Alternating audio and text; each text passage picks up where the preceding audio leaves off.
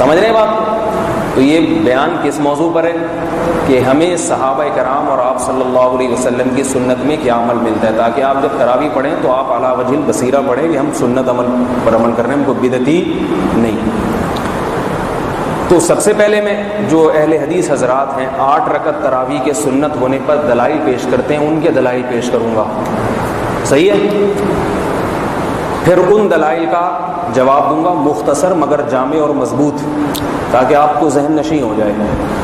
پھر میں اپنے دلائل پیش کروں گا، اور اصول پورے بیان میں یہ رہے گا گل ویلے دی تے پھل موسم کا۔ بات مختصر ہوگی مگر انشاءاللہ ہوگی مضبوط۔ اس میں زیادہ اڑی بھی نہیں کروں گا۔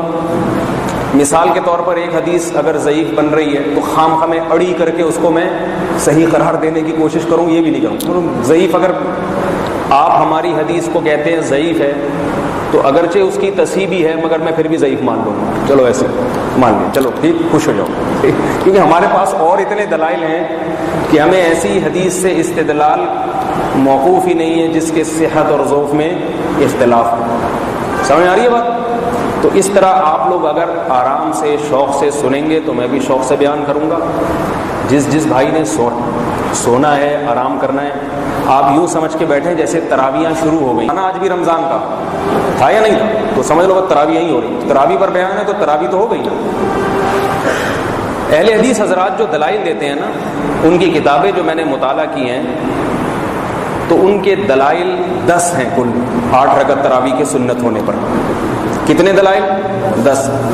وہ دلائل میں نمبر وار پڑھتا ہوں اور ساتھ ہی ساتھ ان کا جواب دیتا چلا جاتا ہوں۔ حافظ زبیر علی زئی صاحب اہل حدیث علماء میں بہت بڑے عالم سمجھے جاتے ہیں، شیخ العرب والعجم کہا جاتا ہے کہ ان کو عرب میں بھی بڑی عزت ہے اور عجمیوں میں بھی عزت ہے، اور آج کل ان کا نام انٹرنیٹ پہ بھی زیادہ چل رہا ہے۔ سنا ان کا ماضی قریب میں انتقال بھی ہو گیا، اللہ تعالیٰ مغفرت فرمائے۔ بہرحال مسلمان تھے، ٹھیک ہے، عالم تھے۔